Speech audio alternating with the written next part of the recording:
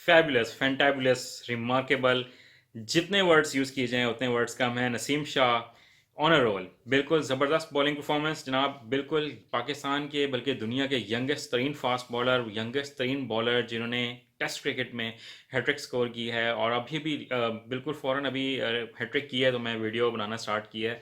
और जितनी तारीफ़ की जाए उनकी इस परफॉर्मेंस की उतनी कम है। थोड़ा सा इंजरी का भी इशू नज़र आ रहा है और उनको केयर करनी चाहिए पाकिस्तान टीम मैनेजमेंट को कि वो ज़्यादा वर्कलोड ना डालें क्योंकि अभी जस्ट 16 ईयर्स ओल्ड हैं। तो जनाब वीडियो स्टार्ट कर लेते हैं। अस्सलाम वालेकुम दोस्तों, मैं हूं सईद उमर फारूक, अपने चैनल उमर स्पीक्स की एक और एपिसोड के साथ आपकी खिदमत में हाजिर हैं। दोस्तों शॉर्ट एपिसोड है क्योंकि क्रेडिट देना है एक यंगस्टर को जो सिर्फ 16 साल की उम्र में टेस्ट डेब्यू करता है ऑस्ट्रेलिया में, और इतने कम टाइम में सिर्फ 2 से ढाई महीने के अंदर अंदर वो इतनी ज़बरदस्त परफॉर्मेंस देता है कि पाकिस्तान के इस वक्त लीडिंग फास्ट बॉलर्स में उनका एक शुमार हो रहा है। जी जनाब, none other than Naseem Shah सिर्फ और सिर्फ 16 साल की उम्र में पाकिस्तान की तरफ से टेस्ट क्रिकेट खेल रहे हैं और अनफॉर्चुनेटली ऑस्ट्रेलियन टूर पे उन्होंने अपनी वालदा को भी खो दिया था, बट वहाँ से उन्होंने पीछे मुड़ के नहीं देखा और अपनी जो वालदा की जो ख्वाहिश थी उनको पाकिस्तान का सबसे बेहतरीन फास्ट बॉलर बनाने की, वो अपनी माँ की वो ख्वाहिश पूरी करते हुए नज़र आ रहे हैं, पाकिस्तान का नाम रोशन करते हुए नज़र आ रहे हैं।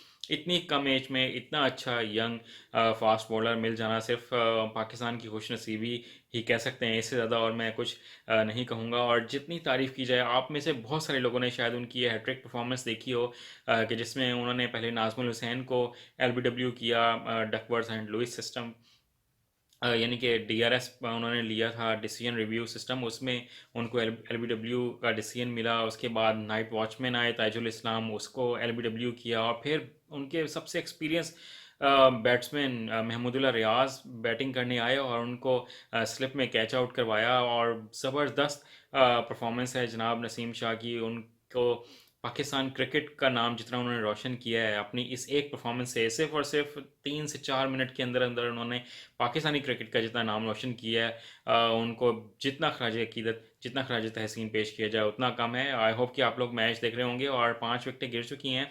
दुआ ये करते हैं कि नसीम शाह को ज़्यादा इंजरी ना हुई हो और पाकिस्तान की जीत के राह जो है वो काफ़ी ज़्यादा हमवार होती नज़र आ रही है।